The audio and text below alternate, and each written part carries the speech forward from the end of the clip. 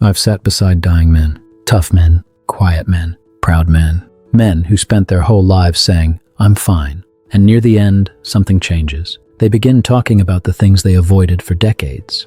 Not money, not success, regret, loneliness, lost love, their children, their silence. And the strangest part is that almost all of them say the same things. So, stay with me until the end of this video, because some truths are easier to hear now than when life is almost over. My name is not important. What matters is that I am 75 years old, and I have spent the last few years trying to understand something that took me most of my life to even name. I built things, real things, a business, a home, a family, a reputation in my town that meant people nodded when I walked past. And somewhere in the middle of all that building, I started carrying things I never spoke about. Not because I was ashamed, because I genuinely believed I would deal with them later. Later never came. That is the first secret. Not the only one, but that is where this starts. When I was 42, I already knew the company was dying. My father had built a small manufacturing business. Nothing enormous, 30 employees at its peak. He handed it to me when his health began failing, and for 15 years I ran it the same way he had, partly because I respected him, and partly because I could not bear the thought of being the man who let it disappear. But the market changed, slowly at first, then all at once. And 2 years before the company finally closed, I knew what was coming. I knew the way you know a marriage is ending before either person says it aloud. You notice the silence first, then the pretending, then the exhaustion of pretending. I kept that knowledge to myself for 2 years. 2 years of telling employees things were stable. 2 years of reassuring suppliers. 2 years of sitting across from my father every Sunday while he asked how the business was doing, and I told him everything was steady. He died believing the company was fine. I made sure of that, and even now, after all these years, I still do not know whether that was an act of love or one of the longest lies I ever told. Probably both. When the company finally closed, people said it was market forces, and they were right. But what stayed with me was not the closure itself. It was the silence before it. The years I spent carrying the truth alone because I could not figure out how to say it without feeling like I had failed my father. After the building was sold, I drove past it for almost a year without looking directly at it. Then one winter morning, I finally stopped the car. Different sign out front. Different trucks in the parking lot. Men I did not recognize walking through the same doors my father used to unlock before sunrise. And I remember sitting there thinking, my father spent 40 years building something the world replaced in 6 months. That thought stayed with me. Not because it was cruel, because it was true. Here is what I eventually came to understand about the things men build. You can build something real and still not be able to keep it. And the part nobody prepares you for is that losing it does not mean the building was meaningless. It just means that nothing you build with your hands belongs to you in the permanent way you imagine when you are young.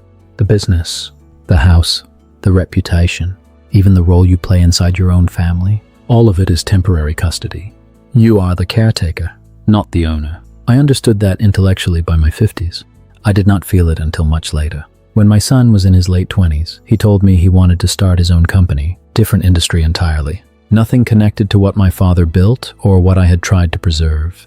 And I remember the first thing I felt was not pride. It was fear. Not fear for him, fear for myself. Because if he built something entirely his own, then the chain had ended with me. Men like my father believed continuity was a kind of immortality. If the son carried the work forward, some part of the father remained standing after death.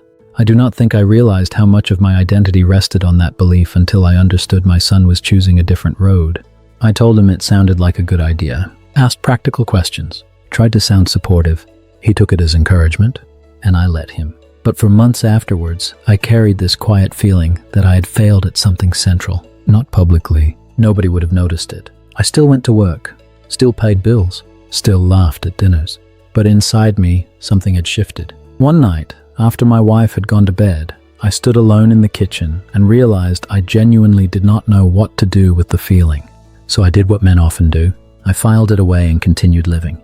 My son's company eventually did well. Better than I expected, honestly. He employs people now. His name means something in his field. And over the years, watching him build his own life, I slowly began to realize something that should have been obvious much earlier. For years, I thought legacy meant handing a man something he could touch. A company, a property, a family name with weight behind it. But my son had already inherited the important things long before I understood that myself. The habit of showing up. The belief that work should be done carefully. The The understanding that reputation is built quietly and destroyed quickly. He learned those things simply by watching me live, not from inheriting anything I owned. And strangely enough, that realization did not make me feel relieved. It made me feel exposed, because I also had to admit that while I was so focused on providing tangible things, I sometimes avoided the harder responsibility entirely, the emotional one. Whether my son and I actually knew each other, whether I had ever spoken plainly to him without wrapping everything inside advice, work, or practicality. Men of my generation were not taught to do that well. We were taught to demonstrate love through labor, through provision, through endurance. And there is dignity in that.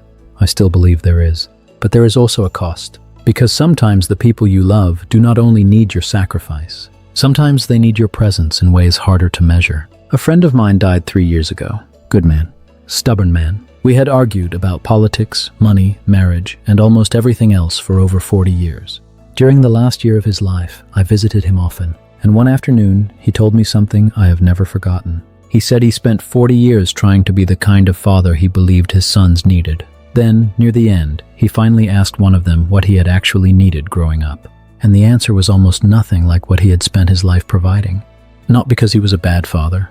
His son loved him deeply. But his son told him he would have traded some of the overtime, some of the financial pressure, some of the constant striving for more ordinary moments. Dinner, conversation, time.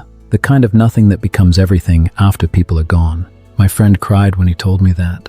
And while he spoke, I remember sitting there silently running the same calculation in my own head, wondering whether the shape of my sacrifice matches the shape of my children's needs. I still do not have a clean answer to that question. There is something about getting old that strips avoidance of its usefulness. When you are 40, you can put difficult things away and tell yourself there will be time later. And believing there will be time feels almost identical to actually having it. But by 75, the things you buried begin returning on their own schedule. A smell, a photograph, a sentence your grandchild says using your father's exact tone without even realizing it. And suddenly you are standing in rooms you thought you left decades ago. Most of what men carry toward the end of life is not dramatic. It is quieter than people imagine. An apology written mentally 100 times but never spoken aloud.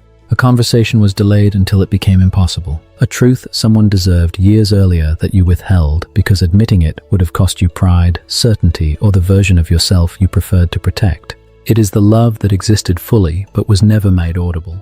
I am not saying any of this as someone who resolved it perfectly.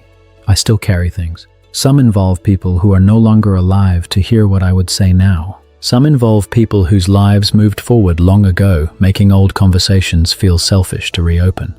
But at least now I know what the weight actually is. That is the difference between me at 50 and me now. At 50, I could still pretend I did not know. Now I know. I just have to decide what to do with knowing. And what I can tell you is this. The weight does not spread itself across the years the way you think it will. You imagine you are managing it, containing it, keeping it from accumulating. But it accumulates anyway, quietly, in your posture, in the conversations you avoid.